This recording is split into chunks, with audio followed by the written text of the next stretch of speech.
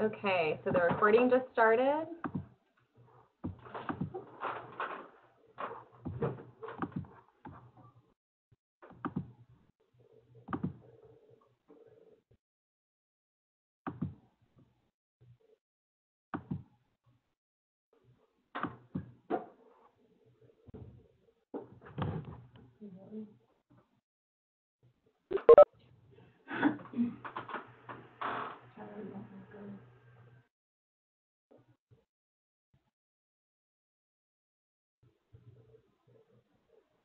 Okay, we'll try that again.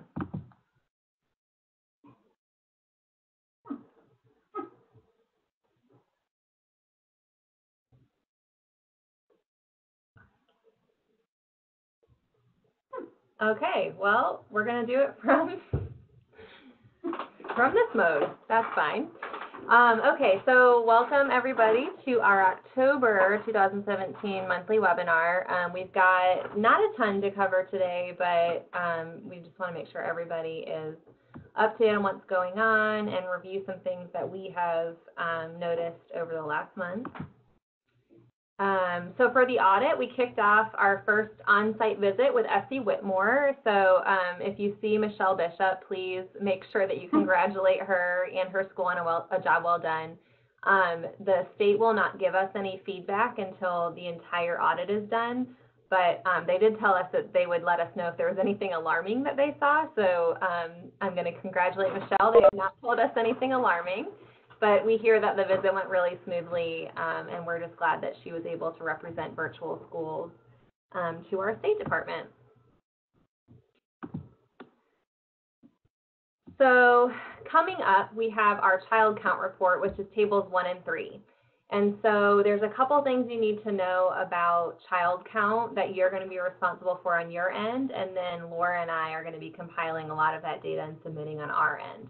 So the first thing that you need to know is that the child count date for the data poll is going to be on the 24th. So that's a Tuesday. It's always going to be a Tuesday. And for you guys, you need to make sure that all of your students have active plans in Enrich. So if you have a student that has an expired plan, let's say you missed the annual review date and you haven't gotten back to the table, or they came in with something expired and you're holding a reeval, or you had the meeting but you haven't finalized the IEP yet, any of those situations, that student is not going to be counted in your child count. And it's very important that all of the kids that are enrolled in your school with special education on that day are counted in that count. It's an unduplicated count, which means that once they pull our data, they're going to compare it to all the other districts in the state and make sure that none of our students overlap. So if we have a student that looks like they're showing up at one school in our district, but another district claimed them, it's going to be between Laura and I and the director in that district to decide where that student was on that day. So very important, make sure that all your kids have active plans, make sure everything's finalized and enriched. And then make sure on the 24th you take attendance, so that if I ask you, hey, was Johnny actually in your school on the 24th, or were they actually at their new school on the 24th, you'll be able to give me a quick answer, because that's what I'll take over to another district director and try to work out who was where when. And the last thing is what you're going to be responsible for is validating the child count list and obtaining the necessary signatures. So once we get our preliminary data, we're going to split that up by school, and we're going to send you a list of students that Enrich says were in attendance at your school with an active IEP on that day. So you're going to review that list to your records, and then you're going to have your school leader and yourself sign off saying, yes, these are the students that were in attendance on that day. So that is child count. And then I see a question coming in, so let me pop into the chat box real quick. I don't know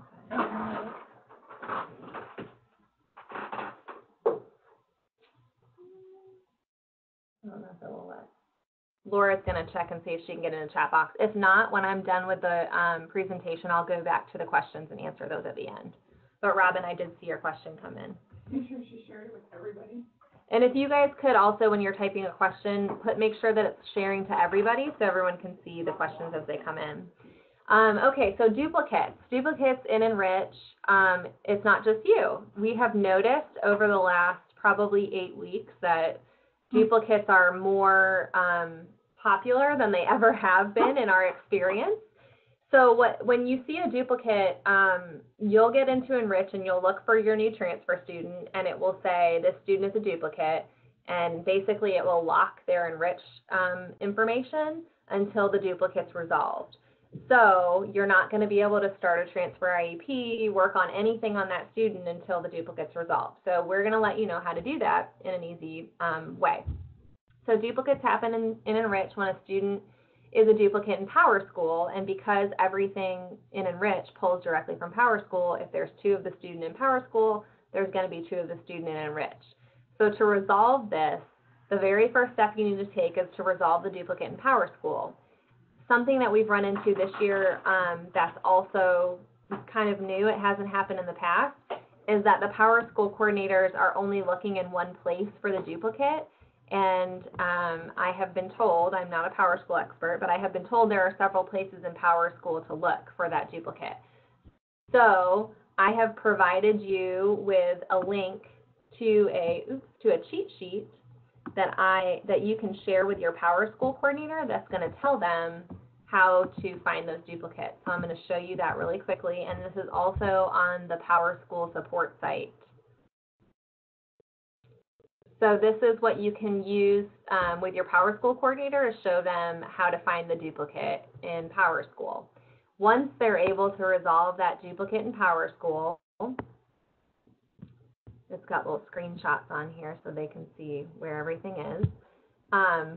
Once they resolve that in PowerSchool, then you need to email Laura or I and let us know that it's been resolved in PowerSchool and that we can merge the records in Enrich.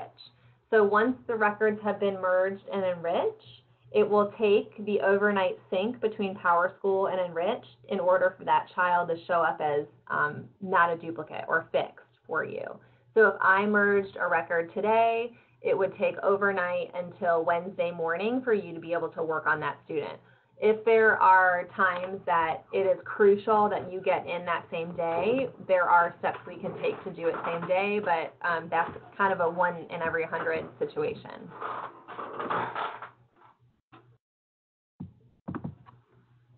So, as I said, there are several places in PowerSchool to look for a duplicate. It seems this year that the PowerSchool coordinators are only looking in one place. And what happens when they say they've resolved the duplicate in PowerSchool and it actually isn't resolved is that I merge it in Enrich, and it comes back the next day as a duplicate. So no matter how many times I merge it in Enrich, it's going to come back as a duplicate unless it's actually fixed at the source.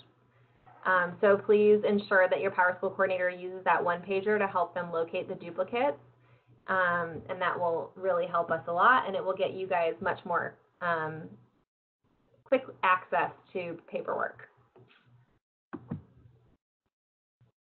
Okay, so some things that we've picked up on over the last month are just some quick notes and reminders. The first one is that we've heard a couple people say that RTI is a gateway to special education, and we know that that's not true. RTI is a multi-tier approach to the early identification and support of students with learning and behavior needs.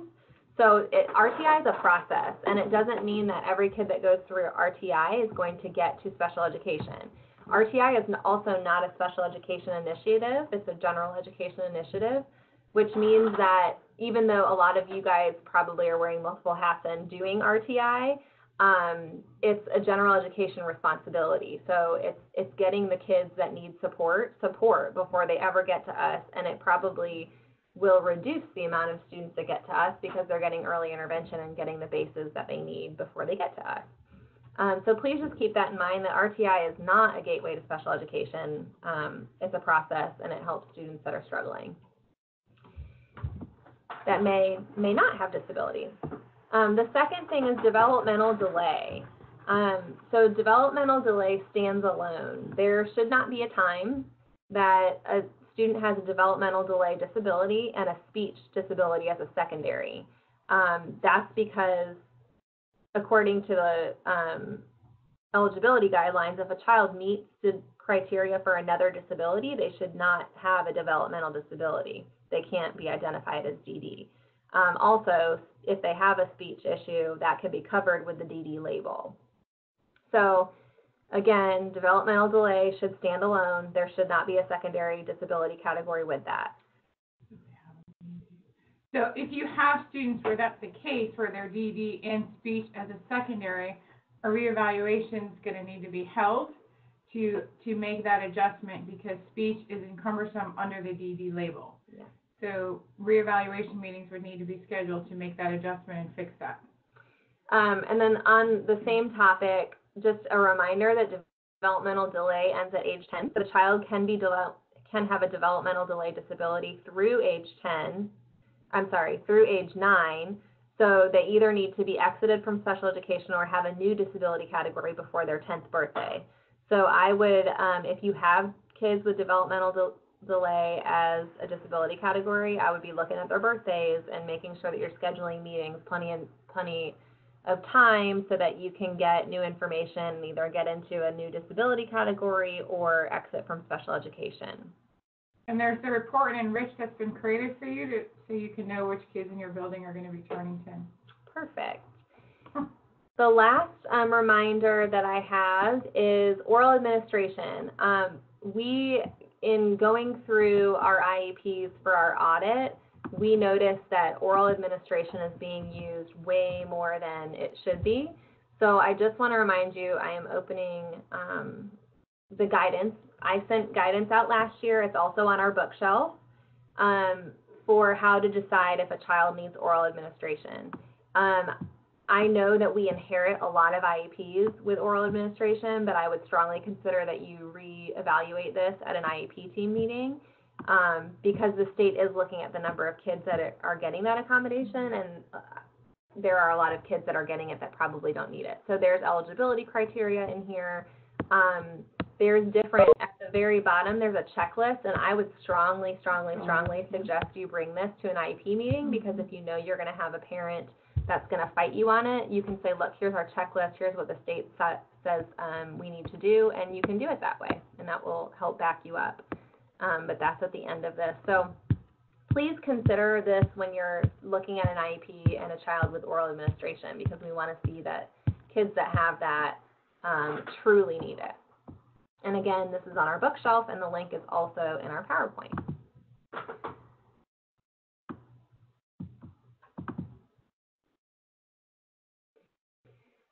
You want to talk about that, Laura, Enrich files? Yeah, so when we're looking at the Enrich files, we're talking about the uploads and attachments that you all do.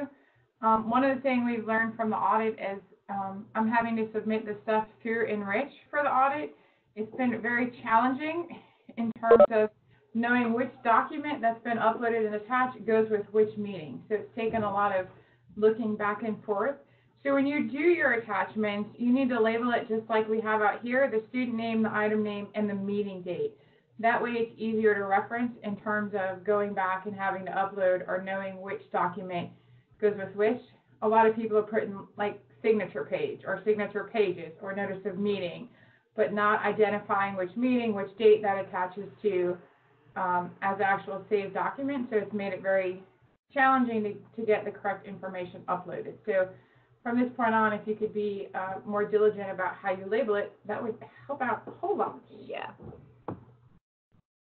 So if you could use that naming convention, that would be great. Mm-hmm. And that will also, when we, if the state has to get into our Enrich for whatever reason during this audit, that's going to help us get them in the right spot.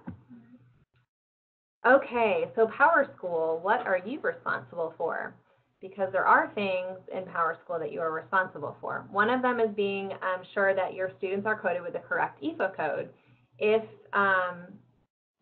you need information on the EFA code and how that's done, please let Laura know. We can show you the chart, and I think it's on the bookshelf, all the specifications about the number of minutes that the students need and that kind of thing. But make sure that you're keeping your PowerSchool person up to date on those changes. So if you've got, a child that changes disability category, if their minutes drop below 250 minutes, or if they were below that and they rise above, you need to let your PowerSchool person know. You're also responsible for ensuring that students with testing accommodations are properly documented in Enrich, and this is actually supposed to say PowerSchool, because we order testing materials from what's in PowerSchool. So if you have a child with oral administration, that needs to be coded correctly in PowerSchool so that they can get the correct testing documents. That is pulled in a pre-code pull, and the date I will show you later on, but it's in November. So you need to be working with your PowerSchool person now and your testing coordinator to make sure that all those accommodations are accounted for so that your students get what they need when it comes to testing materials.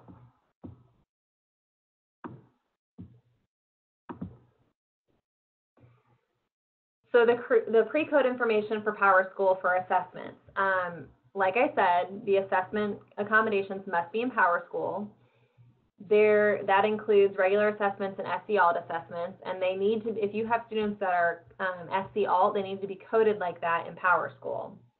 So make sure that your PowerSchool coordinator has all the information, and then you could ask them to run those reports so that you can confirm the information is correct in there. There's also a report you can pull from Enrich that has been created. It's assessment participation. So if you're not sure what all assessments your students are taking, pull that report from Enrich, and that will help you. It'll give you all the accommodations that are listed on the IEP. They do have an SC Alt assessment pull now. It's not very user-friendly, so I haven't shared it with everybody. But if you have students that are going to be taking the SC Alt, can you someone shoot me an email from your school and let me know just so we can start to gauge on how many students. And just to go back to the assessment and the PowerSchool, it's imperative for SC Alt that information be put in there because we don't order materials. The state pulls all that information for SC Alt right from PowerSchool. So if we don't have kids coded properly, we may have some that are supposed to take the test that aren't supposed to take the test. So all that information gets pulled directly from there. I'm going to try to do this one more time. It's probably fruitless effort.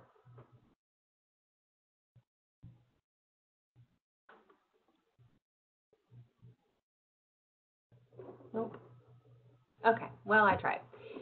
Okay, so we've gotten a lot of questions. I know that the CGI, the Capacity and Growth Index, is new for you guys, and so we've gotten a lot of questions on it. I just want to remind everybody, for Tier 1 and Tier 2, the quarterly checklist needs only to be initialed. You don't have to submit evidence for each of those things. And so you'll just keep it, submit it when you initial it, and then again, submit it in quarter 2, quarter 3, quarter 4. Everyone, no matter what tier you're on, will have an IEP compliance desk audit. So you will submit the names and evidence for each student, and we'll take it from there. So just review the explanation of evidence, which is also on the bookshelf, because that's going to tell you what we're looking for when we say accommodation logs, when we say service logs, all those different kinds of things. If you're wondering about those things right now, we just need a month for each student. So we need a month of accommodation logs and a month of service logs. We don't need the entire year. We don't need all the way up until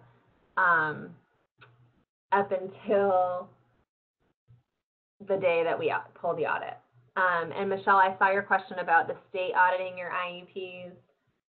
Laura and I will have to talk about that and get back to you, because I think that might be a great idea. The state's auditing their IEPs, so maybe we don't need to. Okay. You love me.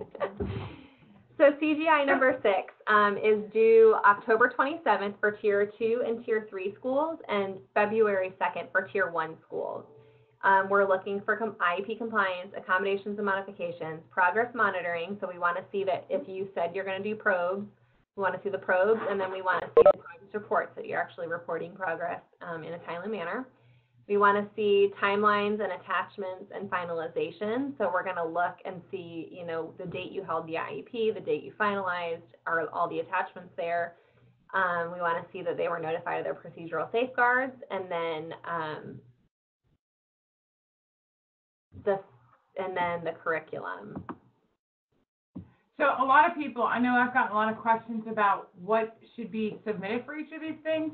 So go back to that evidence document that we gave you at the beginning of the year training, and I believe it's also on the bookshelf, and look and see what should be submitted. I know I'm getting a lot of questions like, what does this mean? What should I submit? So make sure you're looking at that first, and then if you have questions, ask. The only thing, I don't know if we added the curriculum on there, so that's been a big question.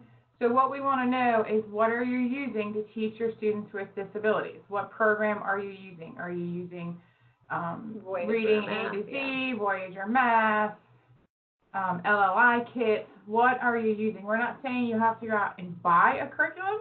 We're saying we just want to get a feel for what schools are utilizing in terms of a research-based curriculum. Okay, so upcoming, we've got our 1024 child count date, so there's going to be some deadlines that are associated with that. On 1027, we've got a couple CGI submissions due. On 11/1 is when you're going to be required to turn in your preliminary child count verification. On 11/7, we have our November webinar. 11/10 is the date that you need to make sure all of your assessment information is in PowerSchool correctly, because that's when the data is going to be pulled. And then starting on 11/13, we're going to have the state file reviews. So they're going to be actually in our office on that date, starting to get into files.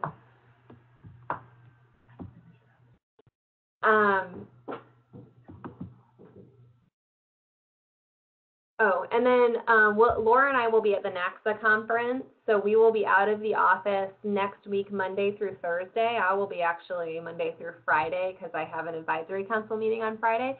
But if we're going to have intermittent access to email and then phone calls, so just please kind of, if you really, really need us, you'll be able to get a hold of us. But if you can wait until the following week, please do that so that we don't have to catch up on a bunch of stuff. So there won't be any calls that week? Yes, if you have weekly or monthly calls that week, please know that those will be rescheduled for another time. And from here, I'm going to go hop over to the questions. So I'm going to stop sharing my screen, and I will just answer the questions as we go through them.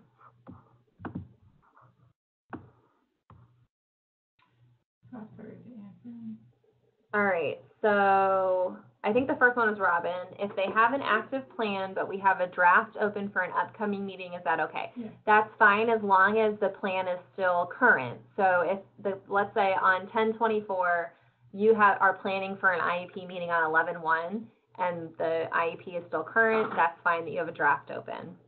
Let's say on 10/24, you have an IEP meeting planned for 11/1, but the kid's IEP expired 10/13. That's not okay. That child is not going to be counted. Sorry, Ashley, I don't think there is a link to the chat, but next time you're in a WebEx, the chat box is at the upper right corner. So I answered the other one. Yep. So Selena's question related to DD. Selena, question related to developmental delay. You stated it is a standalone category. Does that mean a student can't be considered for another disability? Right. So if that student meets criteria for emotional disability, then that would be their disability category. They would not be a developmental delay child. What date you need accommodation and service. So Robin, that's due based on the dates for the CGI, and then it's for the 2 or 5 students that you select. Yeah, it depends on your tier. So a tier 1 school would just be 2 names, and let's say if I think I said that they were due on February 2nd, so I would just need 1 month of service logs by February 2nd for those 2 students. Any other questions? I'm going to give it a few minutes and see if anybody types, and then this will be posted to the bookshelf, and the documents that I showed you a little bit earlier in the webinar are also on the bookshelf.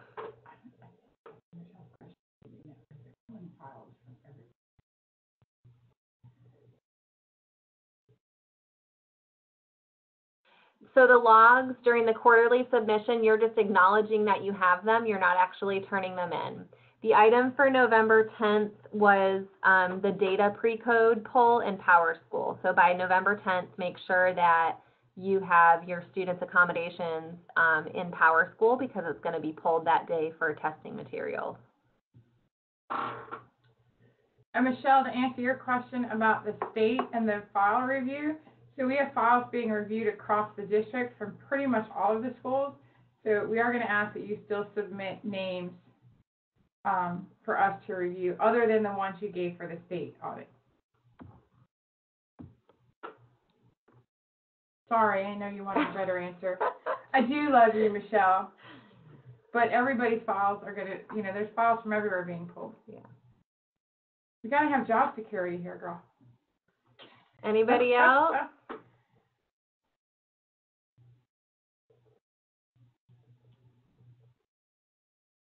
All right, everybody, we're going to go ahead and end the webinar, and as soon as we've got the recording downloaded, we'll post it on the bookshelf and send it out in an email. As always, if you need anything, please let us know, but please do check the bookshelf first, because we have really tried to be diligent about getting information up there, so check that first and then come to us if you've got questions.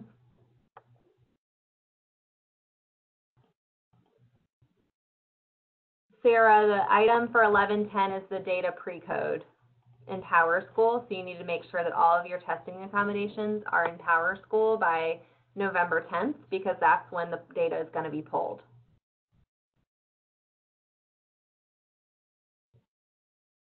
And we'll remind you of that by email. All right, everybody, have a great day. Bye.